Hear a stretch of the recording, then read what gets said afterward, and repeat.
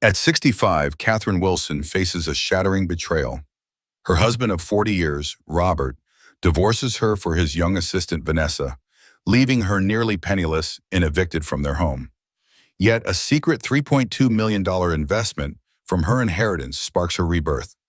As Robert's spies and legal threats loom, Catherine, with allies like Diane and Patty, plans a bold move, launching Henderson Strategic Partners, a rival consulting firm targeting his clients. Her newfound strength and mysterious wealth unsettle Robert, hinting at a fierce showdown.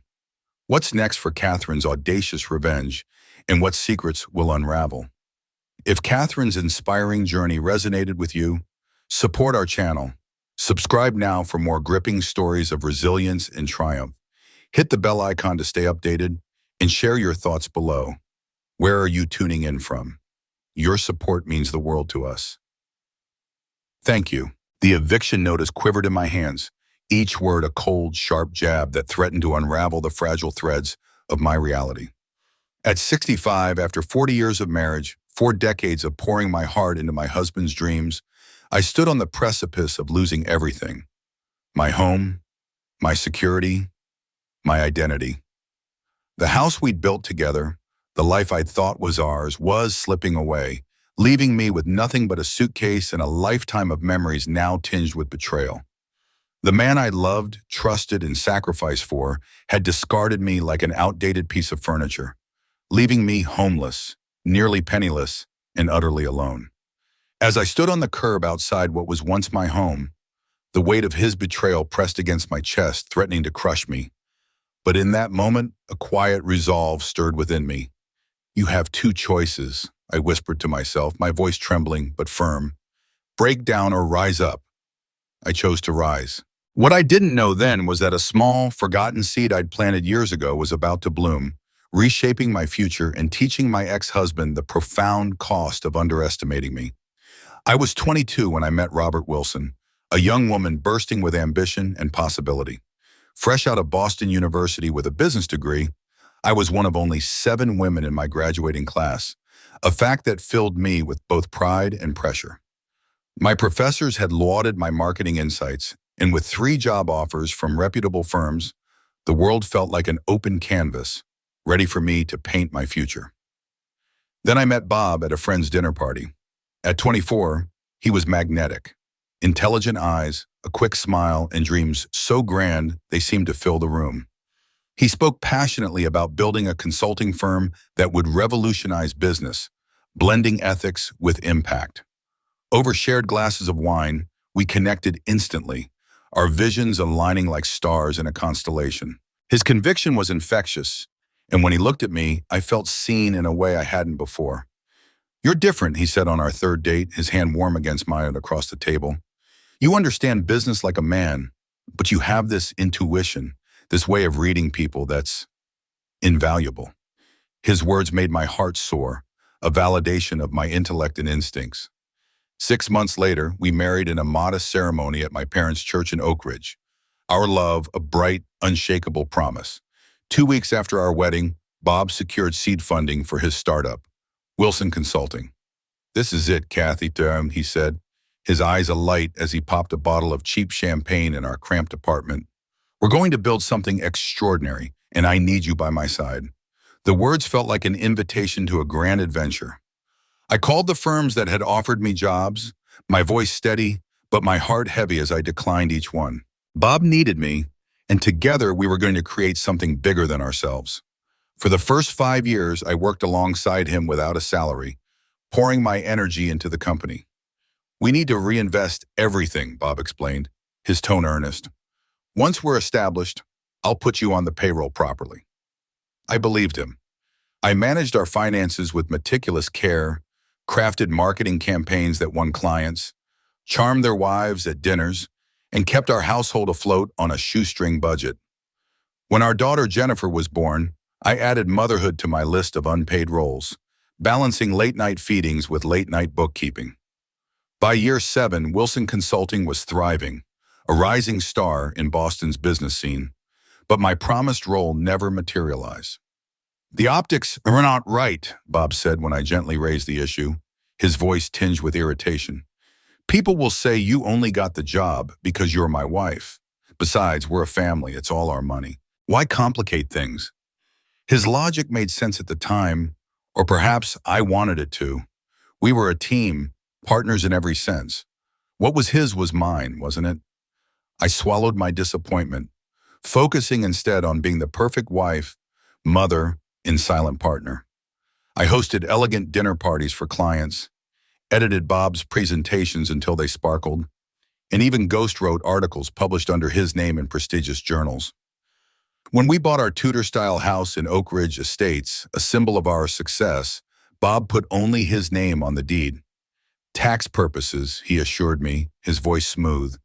It's all ours together. I trusted him, ignoring the quiet unease that flickered in my chest.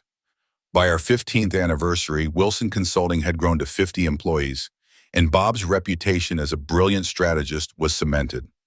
Our social circle was Boston's elite, and I was known as Bob's wife, the gracious hostess, the supportive partner who'd sacrificed her career for love. Only my former professor, Diane Winters, now a dear friend, seemed to see through the facade. Over lunch one day, her eyes sharp with concern, she said, "You are too brilliant to be just someone's wife, Kathy. Your insights are sharper than most of my students. You're more than this." Her words stung, but I brushed them off. "I'm not just anything," I insisted. "I'm integral to Bob's success. We're partners." Diane's gaze lingered, heavy with doubt. "Are you, though? What's yours in this partnership? What's in your name?" Her questions unsettled me, but I pushed them aside. We were building a legacy for Jennifer.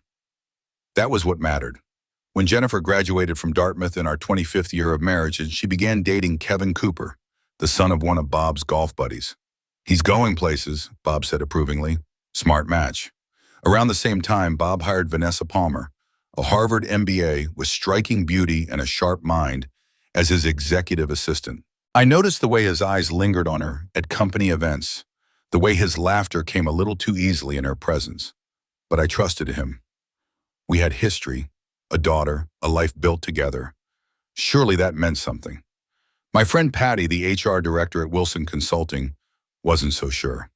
"You need to watch that one," she warned after a Christmas party, her voice low. "The way she looks at Bob isn't professional." I laughed it off, my heart stuttering. "Bob would never," I said. "She's younger than Jennifer." But the seed of doubt had been planted. By our 35th anniversary, Bob grew distant. He worked late, traveled often, and barely engaged when he was home. I tried everything: romantic dinners, weekend getaways, even suggesting the European trip we'd dreamed of for years. "I'm swamped, Kathy," he'd say, his eyes glued to his phone. "The Mason account is crucial. We'll celebrate later." I believed him, as I always had, but Diane, ever the voice of reason, tried to wake me up. Over lunch at her countryside home, she set down her fork with deliberate force. "Have you been handling your own financial planning, Kathy? Do you have accounts in your name?" I waved her off. "Bob takes care of that. He's the financial genius." Her expression hardened. "Every woman needs her own money, even happily married ones, especially happily married ones."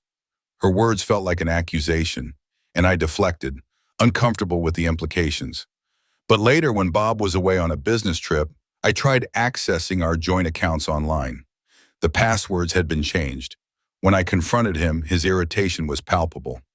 "I'm upgrading our security," he snapped. "Too many hacks these days. I'll set you up with limited access for household expenses." Limited access, after 40 years. A cold knot formed in my stomach, but I pushed it down, clinging to the belief that we were still a team. Following Diane's advice, I met with a financial advisor, using the small inheritance from my mother, the only money truly mine. I invested it in a tech startup founded by one of Diane's former students, a company focused on sustainable energy, a cause close to my heart. "High risk, high reward," the advisor warned. I signed the papers, a quiet defiance sparking within me. This was mine, a small act of reclaiming myself. Our 40th anniversary arrived and Bob didn't come home. Instead, I received a curt text: "Working late. Don't wait up." At 11 p.m. up I am, Jennifer called, her voice tight. "Mom, you need to come to the Lakeside Country Club. It's important." My heart pounded as I drove through the quiet streets, dread coiling in my chest. The club was nearly empty, but I spotted Jennifer's car next to Bob's Mercedes. Inside, I found them in a corner booth. Jennifer, Kevin, Bob, and Vanessa Palmer, her hand resting possessively on Bob's arm. "Kathy," Bob said, standing awkwardly. "We were going to tell you tomorrow." Before I could speak, Jennifer blurted, "Dad and Vanessa are getting married. They wanted me to help prepare you."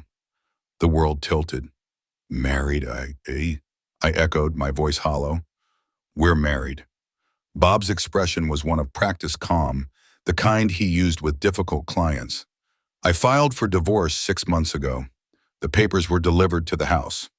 I hadn't seen them, always leaving official mail for him to handle. It'll be finalized next week," he continued. "I've been generous with the settlement. You'll get the Vermont cottage and a monthly stipend." "A stipend after 40 years? Jennifer chimed in, her voice cold. "Dad's being fair, Mom. The company predates your marriage, and you were never officially employed." I stared at my daughter, the child I'd raised while building Bob's empire, and felt a stranger looking back. "I helped build that company," I said, my voice shaking. "I sacrificed everything." Bob's tone was final. "You chose to be a housewife, Kathy. No one forced you. I'm ensuring you're taken care of, despite no legal obligation." Vanessa spoke then, her voice soft but infuriating. "Mrs. Wilson, I know this is a shock, but Bob's been unhappy for years. You deserve happiness too." I looked at her, younger than my daughter, her diamond ring glinting, and felt something inside me shatter. "How long?" I asked Bob. He flushed. 3 years, but it only got serious recently." 3 years, while I planned anniversaries, cared for his dying mother, believed in us. I turned to Jennifer. "And you knew for how long?" She squirmed. "Dad needed support, Mom. The settlement is fair." "Fair," the word burned. Kevin added, "Emotion shouldn't cloud a straightforward business matter." I stood, my chair scraping loudly. 40 years, Robert," I said quietly. "Remember that." I walked out, ignoring Jennifer's calls. In my car, I allowed myself 5 minutes of tears, then fixed my lipstick and drove to a house that was no longer mine. The divorce finalized a week later in a sterile courtroom. I got the dilapidated Vermont cottage and a stipend that barely covered groceries. The next day, the eviction notice arrived. The Tudor house, where I'd raised Jennifer and built a life, was being sold. Bob and Vanessa were buying a penthouse downtown. I called Jennifer, hoping for shelter, but her response was ice cold. "Kevin and I are renovating, Mom. There's no space. Why not go to the cottage?" When I mentioned its uninhabitable state, she sighed. "Maybe it's time to be more independent. Dad won't respect you if you act helpless." A strange calm settled over me. If my family saw me as a burden, I'd rebuild alone. I called Patty, now retired from Wilson Consulting. "Can I stay with you?" I asked. "Of course," she said, her voice warm. "What happened to the house?" "Bob changed his mind," I replied. "Or Vanessa did." Patty's tone hardened. "Come stay with me. We'll figure this out." As I packed my life into suitcases, I found the investment paperwork from 5 years ago. Out of curiosity, I checked the portal. My $75,000 investment had grown to $32 million. The sustainable energy company had gone public, and I owned a significant share. Laughter and tears mingled as I sat among half-packed boxes. I had power, independence, money that was mine alone. I called Diane. "I need to see you," I said. "It's time I took your advice." She chuckled. "About damn time, Kathy. Bring that investment statement." As I sealed the last box, I looked around the empty bedroom, memories of supporting Bob's dreams flooding back. "Goodbye, Robert," I whispered. "You have no idea what you've lost." I walked out, my future open at 65. Behind me lay betrayal, ahead, possibility, and the sweetest revenge, a life lived on my terms. Patty's spare bedroom became my sanctuary. Each morning I woke to an unfamiliar ceiling, the sting of divorce and homelessness sharp. But the $32 million in my account was my secret strength. Over coffee, Patty noticed a change. "There's something in your eyes I haven't seen in years." I sipped thoughtfully. "Clarity, maybe. I've lost everything, but I feel more myself than ever." She nodded. "That's what happens when you stop carrying someone else's weight." That afternoon, I met with Diane's financial team, a fiduciary advisor, an accountant, and a real estate attorney. Around Diane's dining table, we mapped out my future. First priority, Diane said, is housing. The Vermont cottage is a money pit, and Patty's isn't long-term. Helen, the attorney, reviewed my settlement. The stipend is laughable, she said, her voice sharp. But with your investment, you have options. For the first time, I felt not just hope, but power. The woman who'd been Bob's wife was gone. In her place was Kathy, ready to rise. The weight of the past 40 years seemed to lift, if only slightly, as I sat across from my financial advisor and accountant, their voices steady and reassuring in the small, sunlit office. My divorce settlement from Robert had been modest, laughably so given the soaring prices of the current housing market, but I held a secret that gave me a flicker of hope. A faint smile curved my lips as I thought of it, a quiet rebellion against the life I'd been forced to leave behind. "We've got something Robert doesn't know about," I said softly, my voice tinged with a mix of pride and defiance. "My investment." The words felt like a lifeline. "Exactly," the financial advisor said, leaning forward, his eyes sharp with focus. "3.2 million opens doors, but we need to play this carefully. I suggest liquidating just enough to secure a home and establish your independence while keeping the bulk invested for long-term growth." His words were practical, but they stirred something deeper in me, a sense of possibility I hadn't dared to entertain in years. I nodded, my mind already sketching the outlines of a new life. "Nothing extravagant," I said firmly. "Something modest but lovely, in my name alone." The thought of owning something entirely mine sent a shiver of excitement through me, tempered by the fear of stepping into the unknown. The accountant, flipping through my resume, raised an unexpected question. "What about starting a business?" he asked, his tone curious but probing. "You've got a business degree and decades of practical experience, even if it was never formally acknowledged." The suggestion caught me off guard, like a sudden gust of wind rattling a long-closed window. A business of my own. For so long, I'd poured my energy into supporting Robert's ambitions, his dreams, his empire. My own aspirations had been tucked away, forgotten in the shadow of his success. The idea of reclaiming them now felt both thrilling and terrifying, like standing at the edge of a cliff with no idea what lay below. "Let me think about that," I said cautiously, my heart racing. "For now, let's focus on housing and getting my feet under me."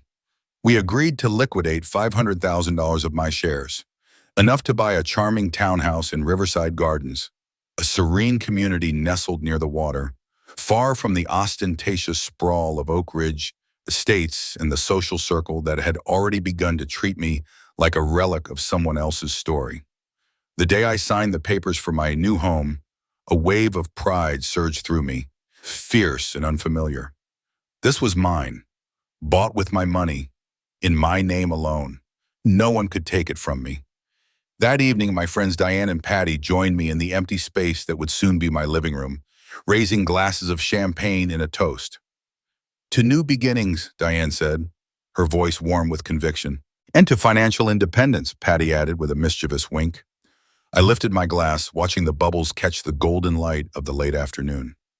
"To the unexpected gifts of starting over," I said, my voice trembling with emotion. We laughed, we drank, and for the first time since that humiliating night at the country club, when Robert's betrayal had been laid bare, I felt a spark of joy ignite within me. But joy, I was learning, could be fleeting. The next morning, my phone rang, and Jennifer's name flashed on the screen. Her tone was softer than usual, almost conciliatory, but it carried an undercurrent of suspicion. "Mom, I heard you're moving to Riverside Gardens. That's unexpected." I could hear the surprise she tried to mask. Riverside Gardens was far more upscale than my divorce settlement should have allowed. "Yes," I replied evenly. "I close on the property next week." "But how?" she pressed, her voice sharpening. "Those townhouses cost at least $500,000. I kept my tone neutral, guarding my secret like a precious gem. "I'm managing my finances carefully. How are you and Kevin?" Her hesitation was palpable, and I could almost picture her recalibrating her approach, weighing her words. "We're good," she said finally. "Actually, we were wondering if you'd come over for dinner this weekend. Dad and Vanessa will be there. It would be nice to have everyone together, civilly. The invitation felt like a snare carefully laid to draw me into Robert's orbit. "This weekend won't work," I said smoothly. "I'm busy with the move." Jennifer's voice took on that condescending edge she'd honed in recent years. "Mom, don't you think it's time to move past the bitterness? Dad's concerned about you. We all are." I nearly laughed, the absurdity of it all bubbling up inside me. "Concerned? About what exactly?" "Your mental state," she said as if reading from a script. "The isolation. Dad thinks you might be making rash decisions out of spite." The pieces fell into place. Robert was baffled by my purchase, suspicious of how I'd managed it. He wanted to know if I'd taken out loans I couldn't afford or if someone else was bankrolling me, someone he might still claim a piece of. "Please tell your father my mental state is excellent," I said, my voice steady despite the anger simmering beneath it. "My decisions are rational, and remind him that, as we're divorced, my financial choices are no longer his concern." "Mom," Jennifer gasped, scandalized. "He's just trying to help." "No, Jennifer," I corrected, my voice firm. "He's trying to control. There's a significant difference." After hanging up, I sat in Patty's kitchen, my hands trembling slightly. Standing up to Robert, even through Jennifer, felt alien, like trying to speak a language I'd forgotten. For 40 years, I'd deferred, accommodated, yielded. Now, drawing boundaries felt like stepping onto a tightrope, exhilarating and terrifying all at once. Patty found me there 20 minutes later, staring into my coffee. "You okay?" she asked, her brow furrowed. "You look like you've seen a ghost." "Just spoke with Jennifer," I said, my voice hollow. Apparently, Robert's concerned about my decisions. Patty rolled her eyes, setting her mug down with a thud. "Of course he is. Men like Robert can't stand it when the women they've cast aside refuse to crumble. It messes with their tidy little narrative."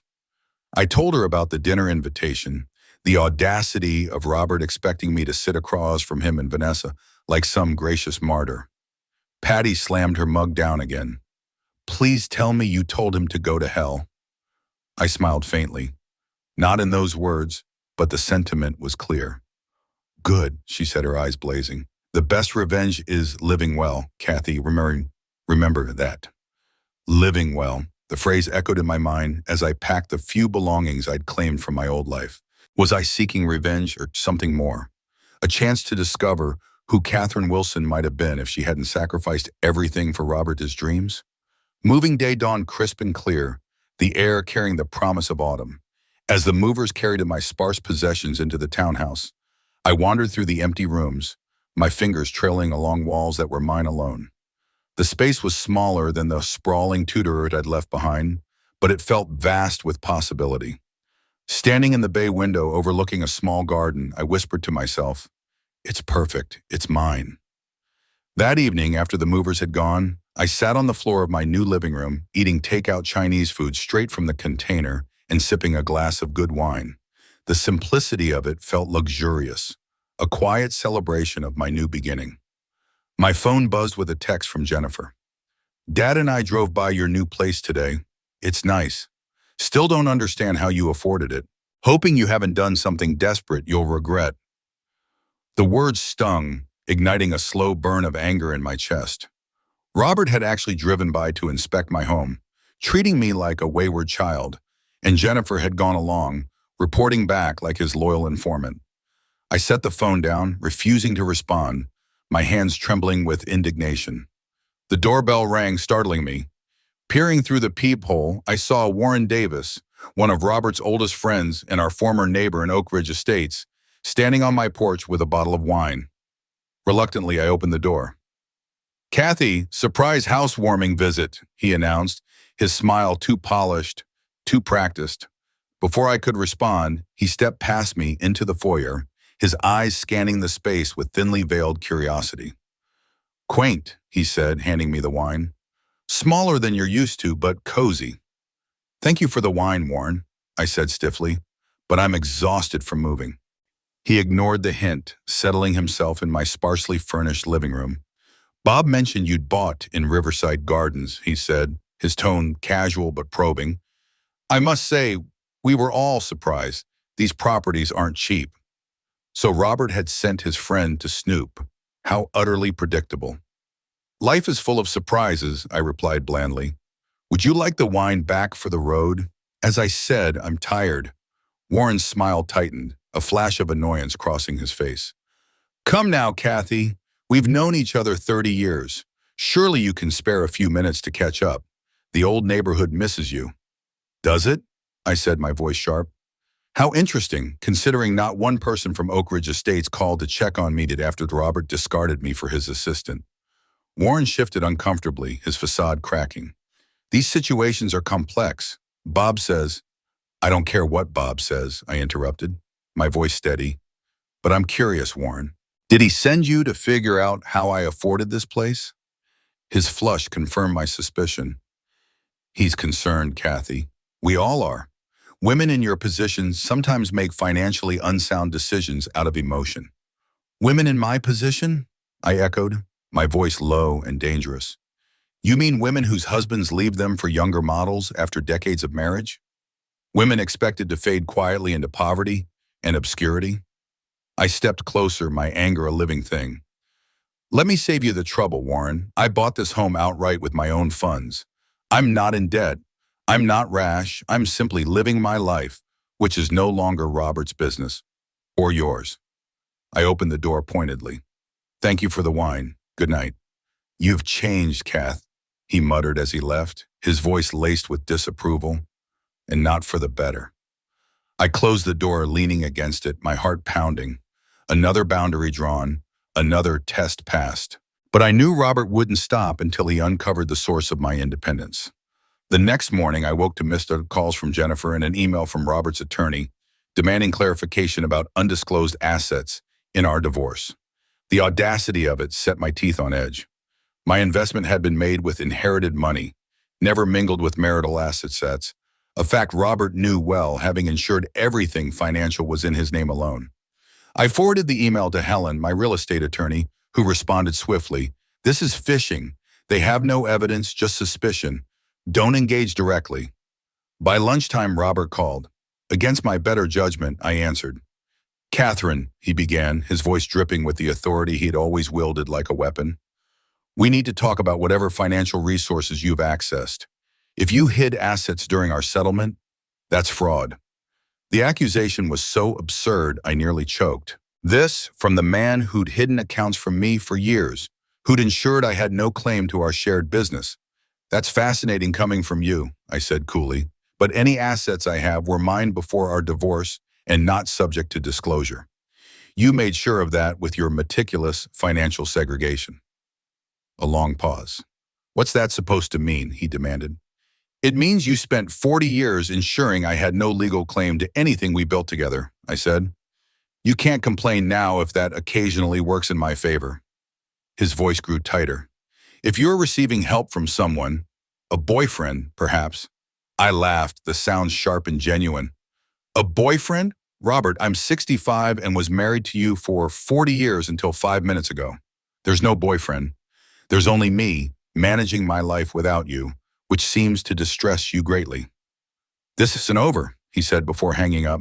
I spent the rest of the day furnishing my home, choosing pieces that reflected my taste. Modern, vibrant, bold. Each decision felt like a reclamation, a step toward the woman I might have been all along. That evening, another knock at the door startled me. Bracing for another of Robert's spies, I was surprised to find Grace Turner, a woman I'd met briefly at the Riverside Gardens Neighborhood Association meeting, standing there with a basket of muffins. "Proper welcome this time," she said brightly. "I'm Grace, 3 doors down." I invited her in, and unlike Warren, she didn't pry or inspect. Instead, she admired my new furniture, asking thoughtful questions about my choices. "You have a wonderful eye," she said, nodding at the abstract painting above my fireplace. "Have you always loved contemporary art?" "I've always loved many things," I admitted, surprised by my candor. "But for 40 years, my preferences didn't matter." Grace nodded, her eyes kind. "One of those marriages. I had one too once."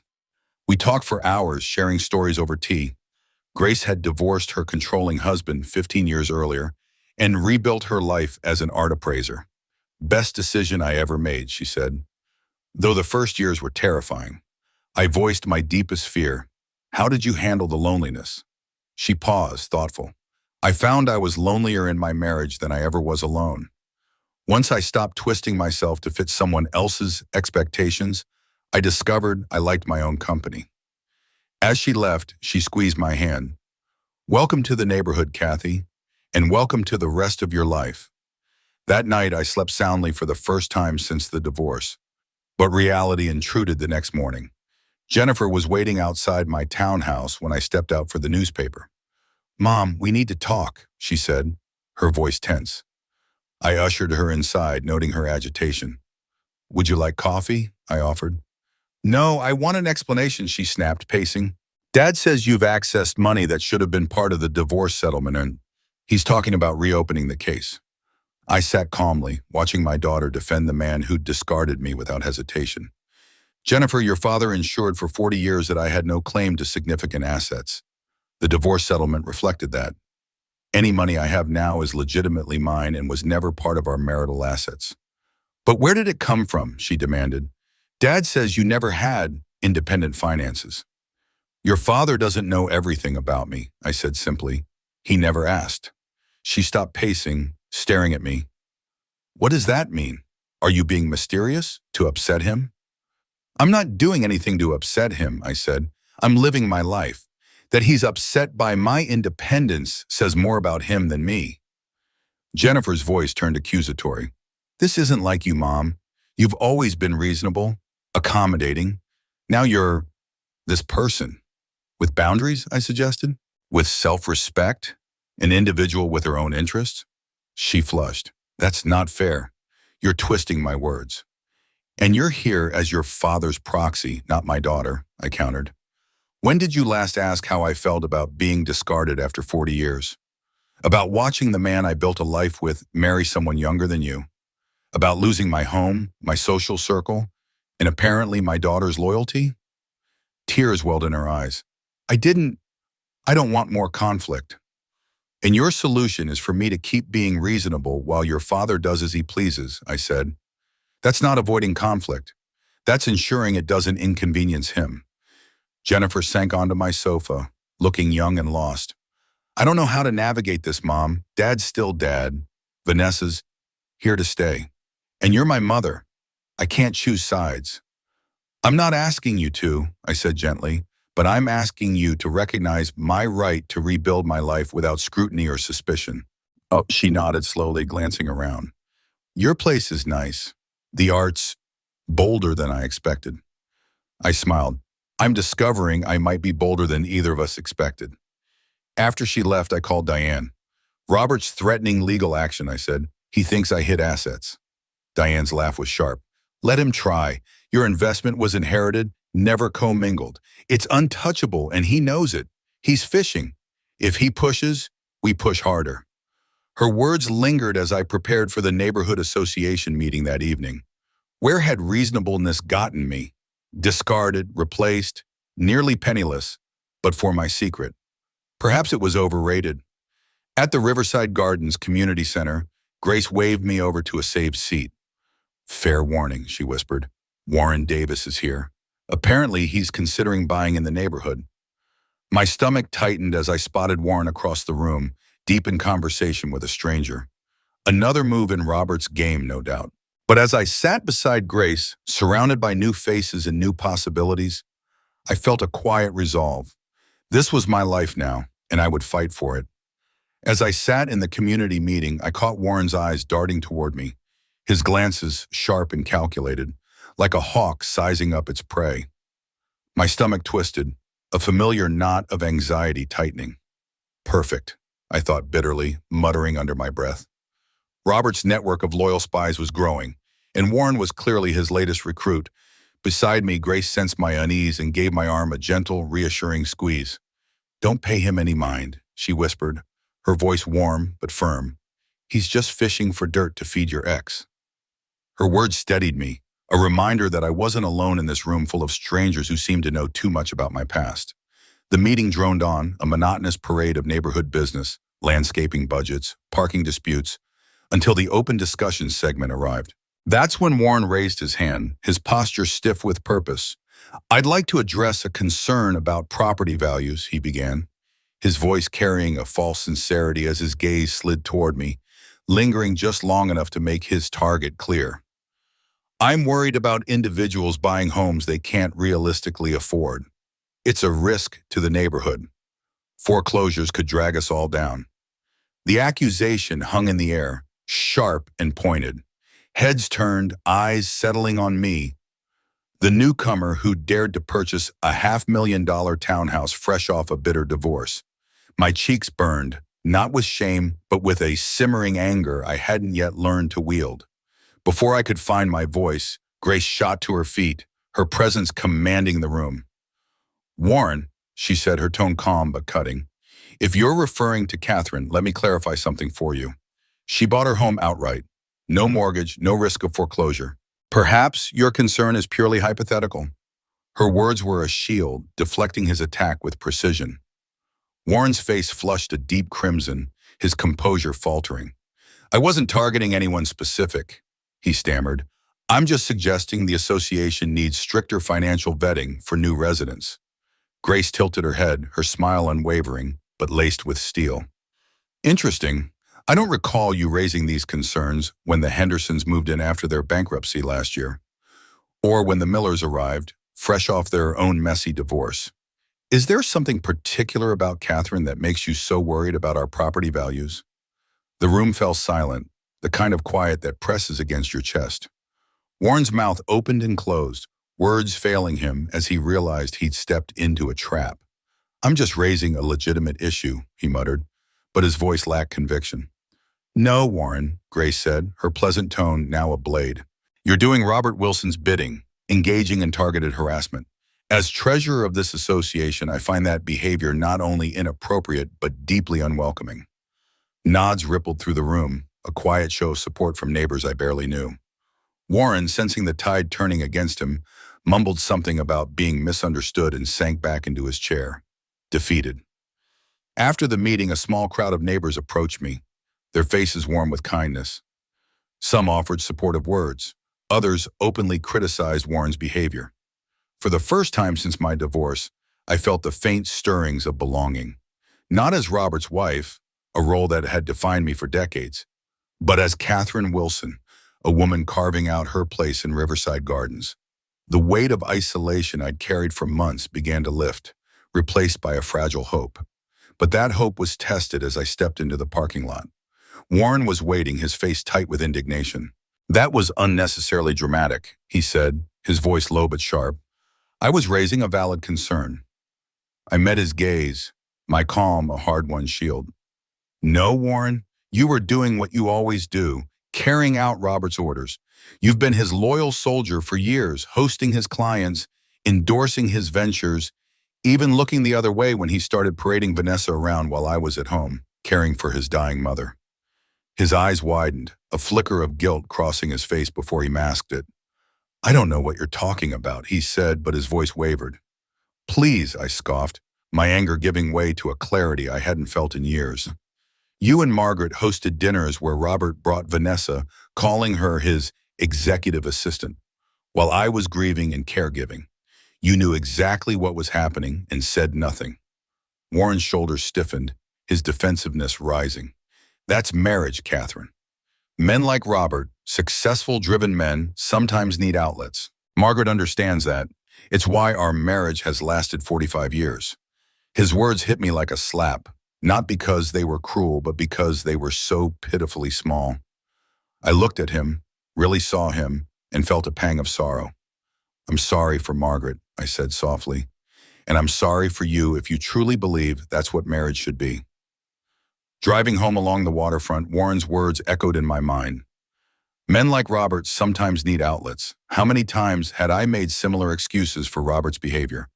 How many nights had I lain awake, justifying his absences, his coldness, his ambition, all while diminishing my own dreams to prop up his?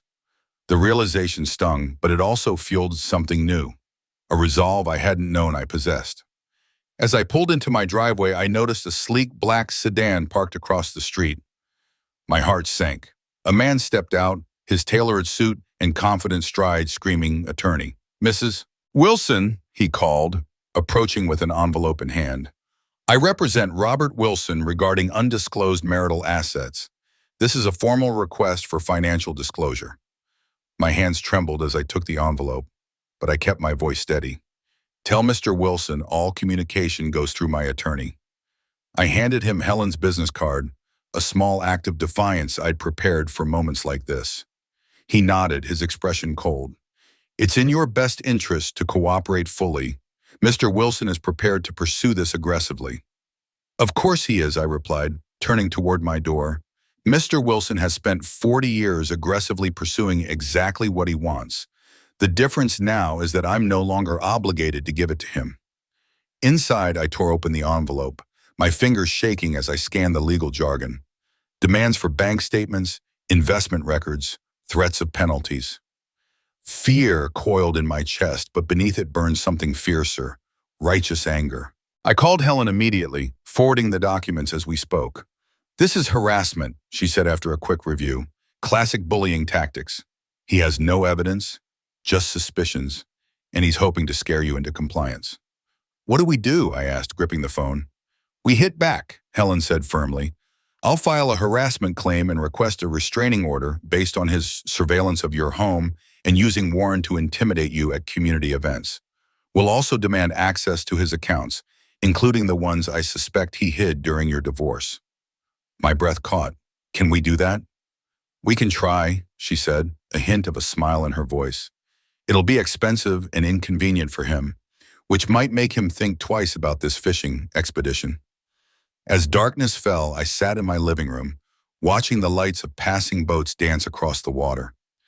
In just weeks, my life had transformed, from devoted wife to discarded burden to a woman under siege. But for the first time, I wasn't shrinking or yielding. I was fighting. My phone buzzed with a text from Grace. Neighborhood wine night tomorrow at my place, 7:00 p.m., no Warrens allowed. I smiled, typing back, I'll bring dessert. Then an email from Diane popped up, subject line, on. Time for phase 2. The message was brief. Lunch tomorrow. I have an idea about turning the tables completely. I replied instantly, yes, it's time.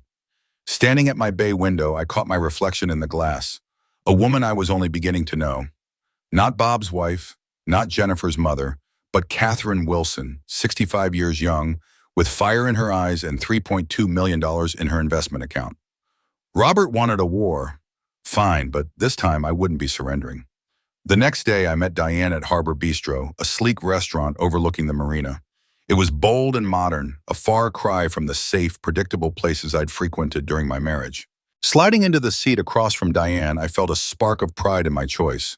You look radiant, she said, her eyes gleaming with approval. Crisis suits you. I laughed, the sound surprising me with its lightness. Is that a compliment or a judgment on my old life? Both, she said, studying me over her glasses. You spent decades dimming your light to prop up Robert's ego. Now you're finally shining. Our server brought water and menus, and after ordering, Diane's expression turned serious. Robert's escalating his efforts to get at your investment funds, she said. I nodded, the weight of the previous night's envelope settling over me. He's filed a petition claiming I hid assets during the divorce. Helen says it's a fishing expedition, but it's exhausting. Diane's eyes softened. Of course it is. That's the point.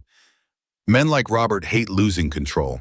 He doesn't really believe you hid millions. He knows you too well, but he can't stand that you're thriving without him. And he suspects someone's bankrolling you. I'm not accepting help from anyone. I kept a touch defensive. Exactly, Diane replied, her smile sharp. That's what's driving him mad. Your financial independence defies the story he's told himself and everyone else about your dependence on him. Our salads arrived and we paused until the server left. So, what's this idea you mentioned? I asked, spearing a cherry tomato. Diane's eyes lit up. It's time to stop playing defense, Catherine. You've been reacting to Robert's moves. Now let's make him react to yours. She slid a folder across the table, filled with financial reports, news articles, and client lists for Wilson Consulting Group. The company's been struggling for 2 years, she said. They've lost 3 major clients. Their innovation is stagnant, and employee morale is tanking since Robert made Vanessa COO. My fork froze midair. He made her chief operating officer? She's barely been with the company 5 years. Diane's smile was dry. 5 years in his bed counts for a lot, apparently. The point is, the company you help build is vulnerable, and you have the capital to exploit that. You're suggesting I sabotage Wilson Consulting out of spite? I asked, uneasy.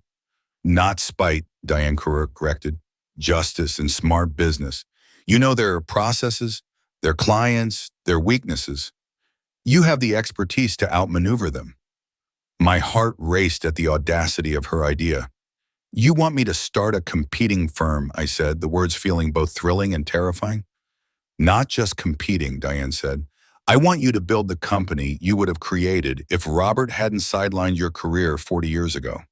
The sustainable energy sector you've invested in is booming. You have credibility as an early investor. You understand their needs in a way Robert never could. I pushed my salad around, my mind spinning.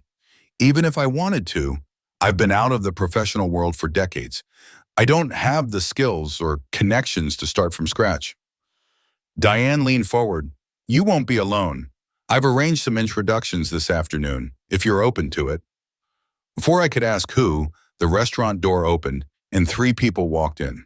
A poised woman in her 50s, a younger man with trendy glasses, and, my breath caught, Patty Reynolds, my old friend and former HR director at Wilson Consulting. Catherine, Diane said, standing to greet them. You know Patricia Reynolds. This is Megan Sheo, until last month Wilson Consulting's marketing director, and Daniel Keats, their former innovation lead. They pulled up chairs, crowding our table. Patty squeezed my hand, her smile apologetic. Sorry for the secrecy, Kathy, we had to be discreet. My gaze moved between the 3 former Wilson Consulting executives. You all left the company? I asked, stunned. Megan nodded, her expression grim. I resigned after being passed over for promotion in favor of Vanessa's college roommate, who has 0 marketing experience. Daniel chimed in, his voice bitter. I was pushed out. My innovation strategies were deemed too risky by the new COO. Patty's smile was sharp. I retired rather than implement Vanessa's new HR policies, cutting retirement benefits, slashing parental leave, dismantling the mentorship program I built over years. I stared at them, shock mingling with a growing sense of betrayal. Robert allowed all this? I asked, struggling to reconcile this with the man I'd known. He's not the man you married, Kathy, Patty said gently. Since Vanessa's promotion, he's been disengaged, leaving decisions to her while he plans their wedding and buys a yacht. A yacht? I echoed, incredulous. Robert, who got seasick on a ferry, was buying a yacht? Vanessa doesn't get seasick, Megan said with a raised eyebrow. And what Vanessa wants, Vanessa gets, no matter the cost to the company. Diane cleared her throat. The point is, Catherine, you're not the only one Robert and Vanessa have discarded. There's talent out there, ready to serve Wilson Consulting's clients better than they're being served now. I looked at the faces around the table, expectant, determined, a little nervous. You're seriously proposing that we start a competing consulting firm? Just like that. Not just like that, Daniel corrected. We've been planning for weeks. We have a business model, potential office space, and outreach to clients unhappy with Wilson Consulting. What we need is capital and the right person to lead. Me? I nearly laughed. I haven't worked professionally in 40 years. That's not true, Patty said softly. You've worked for decades, writing proposals, building client relationships, editing publications. You just never got credit or pay. Diane leaned in. You're the secret weapon, Catherine. The woman behind Robert's success, unacknowledged. That's a powerful story in today's market. My head spun. This is a lot to process. Of course, Megan said kindly. We don't expect an answer today, but we wanted to present the opportunity before approaching other investors. I sipped my water, trying to steady my thoughts. What would this take financially? Daniel slid a folder over. About $750,000 for office space, infrastructure, and 6 months runway. We project profitability by month 8 if we secure 3 major clients from Wilson Consulting. 2 have already given soft commitments, contingent on launching within 2 months. I studied the business plan, my old training kicking in as I analyzed the projections and market analysis. It was ambitious, but solid. This could work, I admitted, surprised. But using my connection to Robert as a selling point feels vindictive. It's not vindictive to claim credit for your work, Diane said firmly. For 40 years, you let Robert take your contributions as his own. This isn't revenge, it's stepping into your rightful place. The server cleared our plates, offering coffee, which gave me a moment to think. Why me, I asked finally. Beyond the capital, why involve me, with all the drama of being Robert's ex-wife? Patty spoke first. Because we've seen what you can do, Kathy. You smoothed client relationships Robert botched, transformed his mediocre work into industry-leading insights, spotted talent he overlooked. You have instincts that can't be taught. Megan added, and it's about justice. Your contributions were devalued for decades. Building something successful with you leading makes a statement beyond just competing with Wilson Consulting. I sat back, overwhelmed by their belief in me. For 40 years, I thought supporting Robert was my greatest value. Now these women and this man saw something more. A leader, a visionary, a woman ready to reclaim her light. The realization that these highly accomplished professionals viewed me as a valuable contributor in my own right sent a surge of both fear and excitement coursing through me. Their confidence in my abilities was a revelation, a stark contrast to the decades I'd spent in the background, my efforts often invisible. My heart raced at the prospect, but uncertainty tethered me to caution. I need time to consider this, I said at last, my voice steady despite the storm of emotions within. This isn't a choice I can rush into. Daniel's nod was warm, his understanding palpable. We're reconvening next Wednesday to solidify our strategy. If you're curious, even just to sit in and explore further, we'd be glad to have you. As we gathered our things to leave the restaurant, Diane gently pulled me aside, her eyes kind but direct. Don't overanalyze this, Catherine.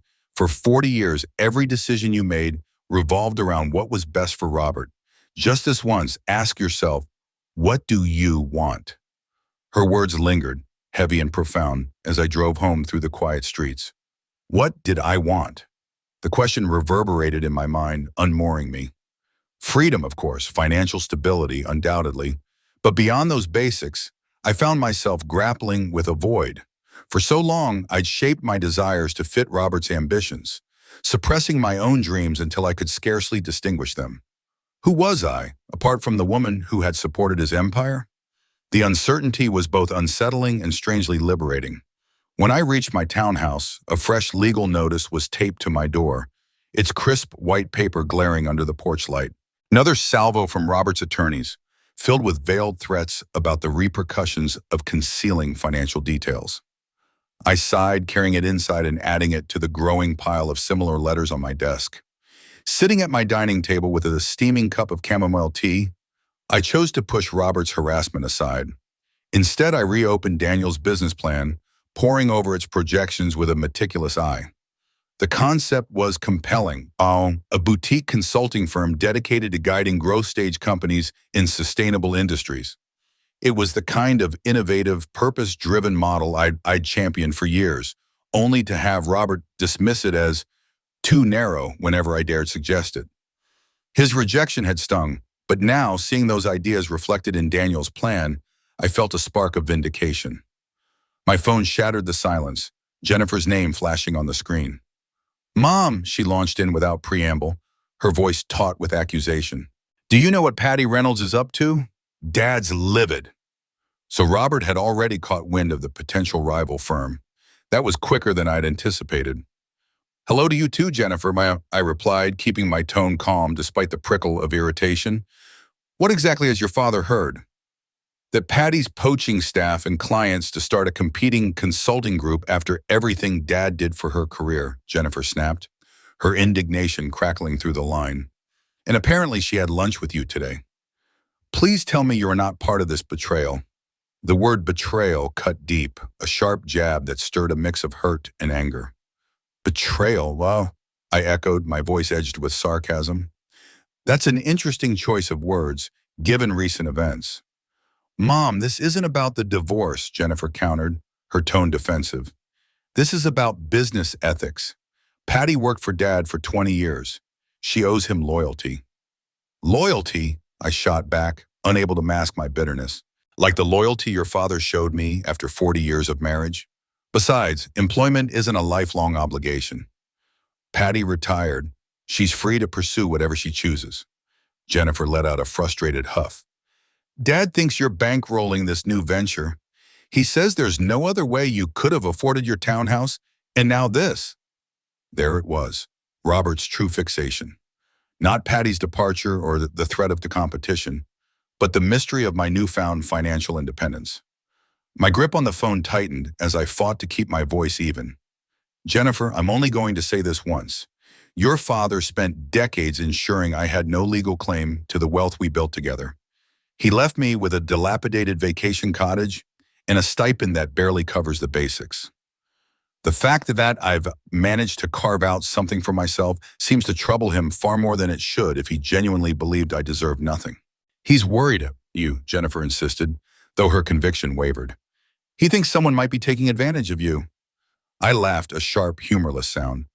The only person who ever took advantage of me was your father, and I let him for 40 years. That chapter is closed.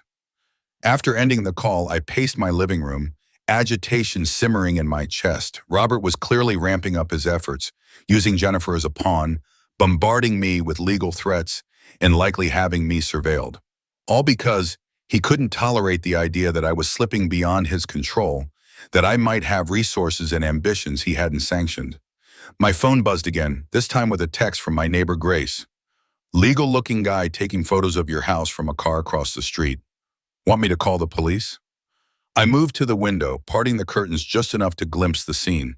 Sure enough, a man in a suit sat in a parked sedan, his camera trained on my home. Something inside me fractured, a dam holding back 40 years of suppressed anger, of accommodating others' needs at the expense of my own. The weight of it all coalesced into a single, searing moment of clarity. I was done shrinking myself, done apologizing, done hiding. I texted Grace back. No need for police. I'm handling this. Then I dialed Helen, my attorney. I'm ready to proceed with the restraining order, I said, my voice unwavering. And I have another question. What does it take to start a business? The next morning, I drove to Diane's house for our scheduled follow-up discussion. Sleep had eluded me, my mind churning with possibilities and risks, but I felt more alive than I had in years. As Diane opened the door, her perceptive gaze met mine. You've made a decision, she observed, a knowing smile tugging at her lips. I nodded, stepping into her sunlit home. I'm in, but with conditions. She led me to her sunroom where a spread of coffee and pastries awaited, the aroma warm and inviting. I expected nothing less, she said, gesturing for me to sit. What are your terms? First, I began, my voice firm, I want 51% ownership. If I'm putting my financial security on the line and risking Robert's retaliation, I need to have control. Diane raised an eyebrow. The others were hoping for an equal split, but I think they'll agree, given your capital investment. Second, I continued, I want a mission statement that's more than just a reaction to Wilson Consulting. I won't build something defined solely by opposition to Robert. Diane's smile widened. That's why you're ideal for this, Catherine. You've always had a knack for seeing the bigger picture, beyond petty rivalries. And third, I pressed on, I want us to create something truly distinct, more inclusive, more innovative, more attuned to the needs of tomorrow's economy, not yesterday's corporate models. All reasonable, Diane agreed, pouring coffee into delicate porcelain cups. Anything else? I hesitated, then spoke the final piece, the one that felt most personal. Yes, I want to do this under my maiden name, Catherine Henderson. Not to erase my past with Robert, but because this venture needs to be mine. A fresh beginning. Catherine Henderson, Diane said, testing the name with a nod of approval. It fits you. I always thought Wilson dimmed your spark. We spent the next 2 hours refining my approach for the Wednesday meeting, hashing out everything from potential office spaces to initial client targets. By the time I left, my provisional business plan had grown exponentially, brimming with ideas that had lain dormant for decades. As I pulled into my driveway, I spotted Robert's sleek Mercedes parked across the street. So he'd finally come in person, no longer content to send proxies. I wasn't surprised. Robert always showed up himself when he felt truly cornered. Taking a deep breath, I stepped out of my car and walked toward my front door, refusing to acknowledge him. "Catherine, he called, his voice a calculated mix of concern and command as he approached. "We need to talk." I turned, regarding him with cool detachment. "Do we?" After 6 weeks of legal harassment, surveillance, and using our daughter as your mouthpiece, now you want to talk? At 67, Robert was still striking, his silver hair lending him a distinguished air, his presence as commanding as it had been when we'd met decades ago. But now I saw the cracks, the tightness around his eyes, the defensive set of his jaw. "This has gone far enough," he said, glancing around to ensure no neighbors were watching. "You need to tell me where this money came from." "No, Robert, I don't," I replied, my voice steady. "That's the beauty of divorce. Your right to dictate my life ended the moment you decided a 20-something assistant was worth more than 40 years of partnership." His face reddened. "This isn't about Vanessa. It's about financial disclosure and legal obligations." "Is it?" I countered, my tone laced with skepticism. "Because it feels like it's about your inability to accept that I might be capable of standing on my own, that I might have worth beyond being your unpaid assistant." "Don't be dramatic," he scoffed. "Of course you have value. I've never said otherwise." "Except when you offered me a pittance after 4 decades of marriage," I shot back, my voice rising despite myself. "Except when you gave me a deadline to leave the home we shared for 30 years. Except when you dismissed my contributions as choices that entitled me to nothing." Robert shifted, discomfort flickering across his face. "The settlement was legally fair, given the circumstances. You never worked." "I worked every day of our marriage," I said, my voice trembling with restrained fury. "I worked without pay, without credit, without security. I built Wilson Consulting alongside you, Robert. The only difference is that you got a salary and I got the privilege of being discarded when someone younger caught your eye." A curtain twitched in Grace's window across the street. Perfect. More fodder for the neighborhood rumor mill. Robert lowered his voice, his tone conciliatory.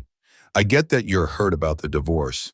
That's understandable, but this vendetta, buying property you shouldn't be able to afford, scheming with former employees to sabotage my company, it's beneath you, Catherine."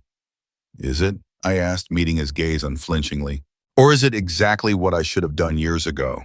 Recognized my own worth and acted on it?"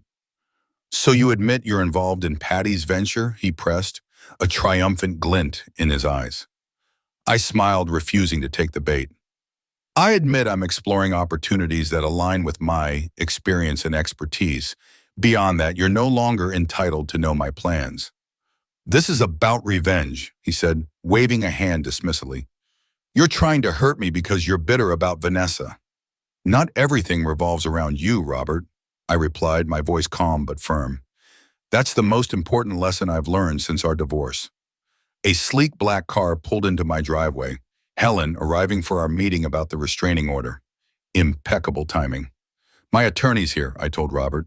"Any further communication goes through her, and the surveillance stops now or I'll file harassment charges." His expression darkened. "This isn't over, Catherine. If you're hiding assets or trying to damage Wilson Consulting, there will be consequences." "There already have been consequences," I said, turning toward Helen as she stepped out of her car. "Just not the ones you expected." Robert retreated to his Mercedes as Helen approached, her brow raised in question. "My ex-husband," I explained with a wry smile. Perfect timing for our restraining order discussion. Inside, Helen reviewed the evidence I'd compiled. Photos of the man surveilling my home, copies of Robert's excessive legal demands, texts from Jennifer relaying her father's concerns. "This is more than enough for a temporary restraining order," Helen confirmed, her tone professional but supportive. "But we should talk about your business plans. Starting a competing firm could complicate things legally." "I know," I said, meeting her gaze, "but I've spent 40 years avoiding complications for Robert's sake. I'm done making choices based on his convenience." Helen nodded, a spark of approval in her eyes. "Then let's figure out how to structure this venture to protect you legally while giving you the freedom to build what you want. Given your history with Wilson Consulting, We'll need to be cautious about non-compete clauses, intellectual property, and client solicitation. For the next 2 hours, we crafted a strategy that would allow me to join the new firm while minimizing Robert's ability to interfere. By the time Helen left, I had a clear plan for Wednesday's meeting with Patty, Megan, Daniel, and Diane. That evening, an unexpected text from Jennifer arrived. "Dad said he saw you today. You seem different. Are you okay?" I stared at the message, trying to parse its intent. Was it genuine worry? Another attempt to pry information for Robert? Or a hesitant olive branch from a daughter caught in the crossfire? After a moment, I replied, "I am different. And yes, I'm okay. Better than okay, actually. I'm becoming the person I might have been all along if things had been different." Her response took time, the three dots appearing and vanishing repeatedly. Finally, "I miss you, Mom." The words brought a lump to my throat. Despite her allegiance to Robert, Jennifer was still my daughter, the child I'd nurtured and loved fiercely. "I miss you too," I texted back. "When you're ready to see me as my own person, not just your father's ex-wife, I'm here." No reply came, but I hadn't expected one. I'd planted a seed, and whether it would take root was beyond my control. Wednesday dawned crisp and clear, the kind of day that felt ripe with possibility. I dressed with care for the meeting, slipping into a sleek navy pantsuit I'd bought the day before, my first true business attire in 4 decades. In the mirror, I barely recognized myself. Gone was the woman who had faded into Robert's shadow, her edges softened by years of compromise. In her place stood someone sharp, confident, ready to lead.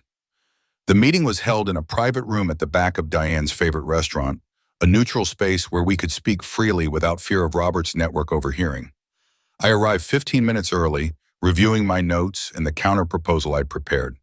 Patty arrived next, followed by Megan, Daniel, and finally Diane. Once everyone was settled, I spoke, my voice clear and authoritative. "Before we start, I want to be upfront about why I'm here," I said. "This isn't about settling scores with Robert or chasing personal vendettas. I'm here because I believe in this business model, in our combined expertise, and in my own capacity to contribute something valuable." Nods of agreement circled the table. "That said," I continued, "I have some adjustments to propose." I handed out copies of my revised plan, watching as they scanned my requests. 51% ownership in exchange for a larger investment, a mission statement centered on sustainable growth, and the name Henderson Strategic Partners, free of any ties to Wilson Consulting.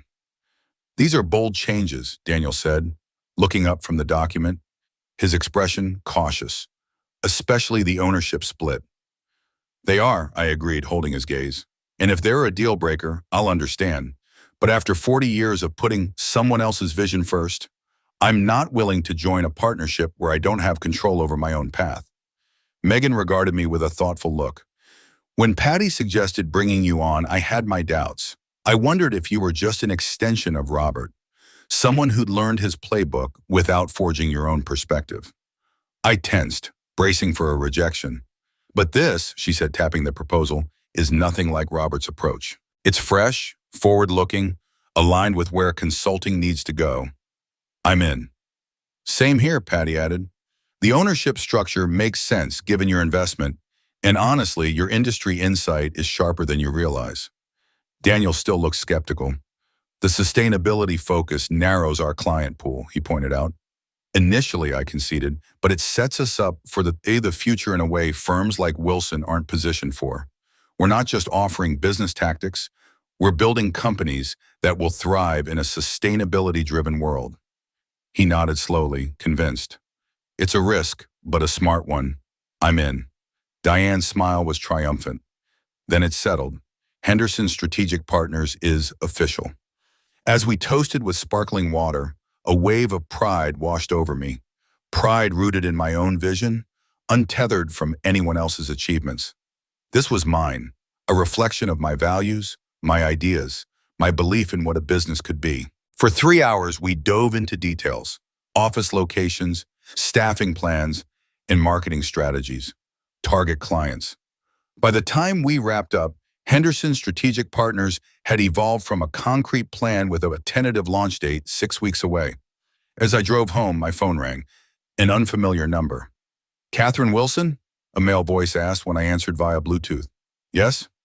This is James Burke from the Boston Business Journal, he said.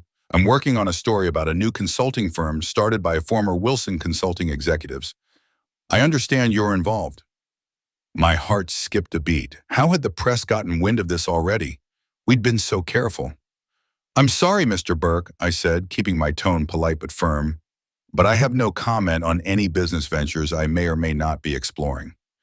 Ms. Wilson, he pressed, our sources say you're providing significant funding for this firm, despite having... His voice trailed off as I ended the call, my pulse racing. The world was already watching, but I wasn't about to let leaks or speculation derail me. Henderson Strategic Partners was my future, and I was just getting started.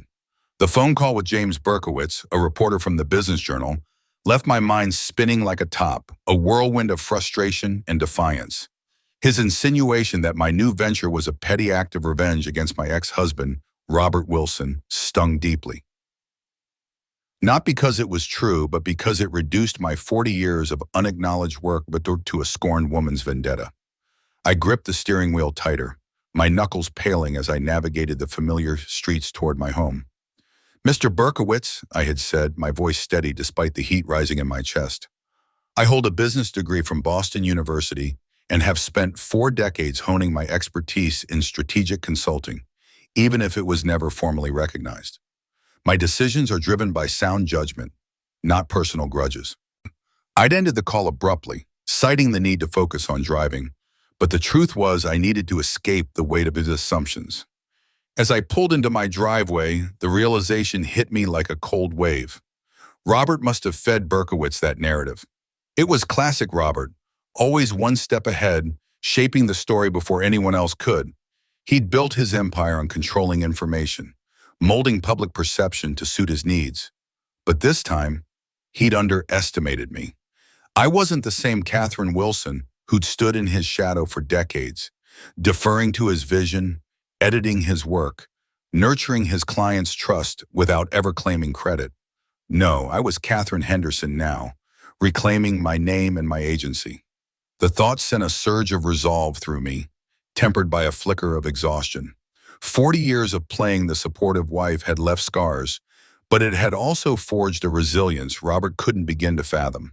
I grabbed my phone and dialed Megan, my business partner and confidant, the moment I stepped out of the car. The Business Journal's already sniffing around, I told her, pacing the driveway as the evening air cooled my flushed cheeks. Robert's trying to control the narrative before we can announce on our terms. We need to move faster. Megan's voice carried a mix of concern and determination. I was afraid of this. Robert still has connections. Business, media, everywhere. What's your instinct? Her question stopped me in my tracks. When was the last time anyone had asked for my instinct, not Robert's? The weight of that trust settled over me, warm and grounding. We go bold, I said, the words spilling out with a certainty that surprised even me. We announce the full launch next week, but we lead with our vision, not our past. We're not just former Wilson consulting executives breaking away. We're industry veterans launching a new era of strategic consulting, one rooted in sustainability and ethical growth. Megan's excitement crackled through the line. I love it. I'll draft something and send it to the team. We'll make this ours. As I hung up and stepped into my home, the quiet of the space enveloped me. This was my house, bought with my money, decorated to reflect my taste, clean lines, soft blues, and modern art that spoke of possibility rather than tradition. The contrast to the heavy mahogany and leather of Robert's world was stark, and it filled me with a quiet pride. But as I set my keys down, I noticed an envelope slipped under the door. My heart sank, expecting another legal threat from Robert's army of attorneys. Instead, I found a handwritten note from my daughter, Jennifer. Mom, it read, I've been thinking about our last conversation, about seeing you as your own person. I'd like to try dinner next week, just us. I pressed the note to my chest, tears pricking my eyes. Jennifer and I had grown distant since the divorce, her loyalty torn between her father's larger-than-life presence and the mother she'd always seen as an extension of him. This note, simple as it was, felt like a fragile bridge between us. a sign that the seeds of reconnection I'd been planting might finally be taking root. For a moment, I let myself feel the warmth of that hope, the possibility of rebuilding something I'd feared was lost. My phone buzzed, pulling me back to the present. An email from James Berkowitz. "Ms. Wilson," it began. "Old habits die hard, I supposed. Thank you for your time earlier. Upon further research, I've learned of your business degree and your significant, if uncredited, contributions to Wilson Consulting. I'd like to offer you a proper interview about Henderson Strategic Partners and your vision for the firm. This could provide a more balanced perspective than the initial information I received. Please let me know if you're interested." A slow smile spread across my face as I forwarded the email to Megan with a single line. The narrative is already shifting. Standing in my living room, surrounded by furniture I'd chosen, art I loved, and a future I was building, I felt a profound shift within me. For 40 years, I'd existed in relation to Robert, his wife, his supporter, his unacknowledged partner. Now I was emerging as Catherine Henderson, founder, investor, visionary. The woman I might have been all along, had I not made choices shaped by a different era's expectations. The woman I still had time to become. The week leading up to our launch was a blur of activity, each moment charged with purpose. We secured office space in a renovated industrial building overlooking the harbor, its open, airy design a deliberate departure from the stifling opulence of Wilson Consulting's headquarters. Megan worked tirelessly with a designer to craft our brand identity, clean, modern, with an earth-toned logo that nodded subtly to our commitment to sustainability. Daniel, our tech guru, built a digital infrastructure that made Robert's outdated systems look like relics of a bygone era. And I transformed. Every decision, from choosing my office to selecting furniture that reflected our values, was a step toward reclaiming my voice. After decades of deferring to Robert's preferences, the constant decision-making was both exhausting and exhilarating, like stretching muscles I'd forgotten I had. "You're a natural at this," Patty remarked one afternoon, watching me review website design proposals with a critical eye. "It's like you're remembering how to ride a bike after years away." I looked up, a wry smile tugging at my lips. "It feels more like learning to fly after a lifetime of walking. I keep expecting someone to tell me I'm doing it wrong." Patty's gaze softened. "That someone was always Robert, and he's not here anymore." Her words lingered, a quiet affirmation of the freedom I was claiming. 3 days before the launch, I was alone in the partially furnished office, poring over financial projections, when the temporary receptionist called up. "Ms. Henderson, there's a Ms. Wilson here to see you. She doesn't have an appointment." My heart leapt. Jennifer. "Send her up," I said, smoothing my hair and straightening my desk, nerves fluttering like butterflies in my chest. This was the first time Jennifer had sought me out since the divorce, and I had no idea what to expect. When the elevator doors opened, she stepped out, her tailored suit, a nod to Robert's conservative, authoritative style, contrasting with the raw, unfinished space around her. She looked around, curiosity flickering in her eyes. "Mom," she said, approaching cautiously, "this is impressive." I stood, torn between the urge to hug her and the instinct to maintain a professional distance. "Thank you. We're still getting settled, but it's coming together." Jennifer glanced at the harbor view through the floor-to-ceiling windows. "Dad said you were working on some small venture, but this—" She gestured at the spacious office. "This is serious." "It is," I confirmed, sitting and motioning for her to take the chair opposite. "Henderson Strategic Partners is very real, and we're launching officially on Monday." She sat, placing her handbag carefully beside her, her posture rigid with unease. "That's why I'm here. Dad got your press release. He's concerned." Of course he was. Our press release, sent out that morning, had been meticulously crafted to announce our firm's focus on sustainable businesses and ethical growth. It acknowledged our team's roots at Wilson Consulting, but framed our move as a natural evolution, not a competitive jab. "What specifically concerns him?" I asked, keeping my voice neutral. Jennifer shifted, her discomfort palpable. "The client list you included, 3 of them are currently with Wilson Consulting. They've indicated they're exploring options," I clarified. "We haven't signed contracts yet."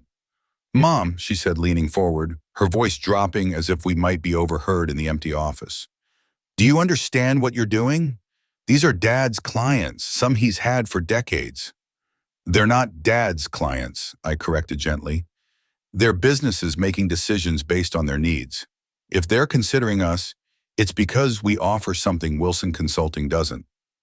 This will hurt him, she insisted, her voice tight with loyalty to her father.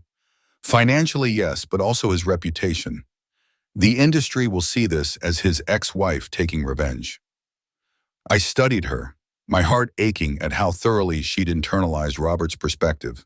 In her eyes, any action I took that didn't prioritize his interests was inherently vindictive. Jennifer, I said carefully, I understand your loyalty to your father, but try, just for a moment, to see this from my perspective. After 40 years of contributing to his company without recognition or compensation, I'm finally building something of my own. Should I limit that to protect his feelings? Would he have done the same for me? Her face flushed. That's different. Is it? I pressed, my voice steady but firm. When he left me for Vanessa, did he consider how it would hurt me? When he offered a settlement that barely covered my expenses, was he thinking of my welfare? When he had me followed and sent legal threats, was he being considerate? He was protecting his interests. She said defensively. And now I'm advancing mine, I replied simply. Not to hurt him, but because I believe in what we're building here. Jennifer fell silent, her gaze sweeping the office again, as if seeing it anew. You really mean that, don't you? This isn't about Dad at all. It's about me, I confirmed, my voice softening. About finally acknowledging my own capabilities and ambitions. About creating something that reflects my values, not just supporting someone else's vision. Dad said you'd never worked, she admitted, her voice small. That you couldn't possibly run a business.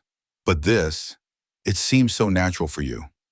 I've always worked, Jennifer, I said gently. I just wasn't paid. Your father isn't a villain. He's a man shaped by his time, who believed his success was entirely his own. And I let him believe that for 40 years, because that's what women of my generation were taught to do.